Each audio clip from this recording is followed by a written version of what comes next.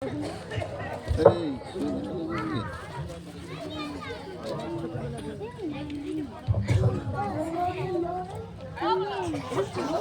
বছর পর এদিকে নানান কাজ, আর বাচ্চারা দেখো সব সময় ফোনে মুখ গুজে বসে আছে।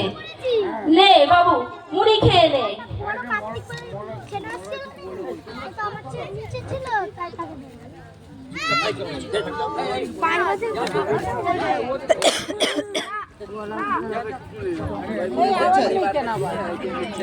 হ্যালো হ্যালো, না তুমি যাও তো, আমার মুড়ি খেতে ভালো লাগে না।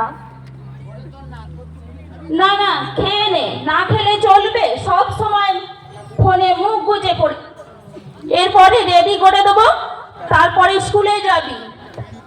না তুমি যাও তো, আমার মুড়ি খেতে ভালোই লাগে না।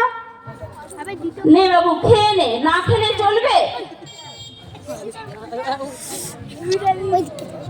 তখন থেকে শুধু ফোনে মুখ গুজে পড়ে আছে, মুড়ি খাচ্ছেই না, ফোনে মুখ দিয়েই বসে আছে।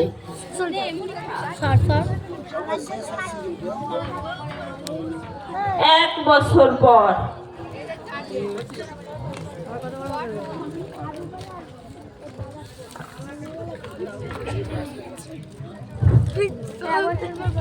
মা, আমি সকাল থেকে উঠে কিছুই দেখতে পাচ্ছি না। বলছি নে নে চল, ডাক্তারের ওখানে চল। 3 ঘন্টা পর। দর্শক বন্ধু, আপনারা দেখতে পাচ্ছেন যে আমার বাচ্চার কি অবস্থা। আমাদের কাজের সুবিধার জন্য শুধু বাচ্চার হাতে ফোন ধরিয়ে ধরিয়ে বুঝতেই পারছেন যে আমার বাচ্চার কি অবস্থা আজকে।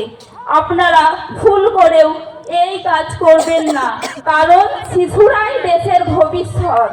ওরা যদি এইভাবে তিল তিল করে নষ্ট হয়ে যায়, তাহলে আমাদের দেশ আগে বাড়বে কি করে? এখানে আমার শেষ।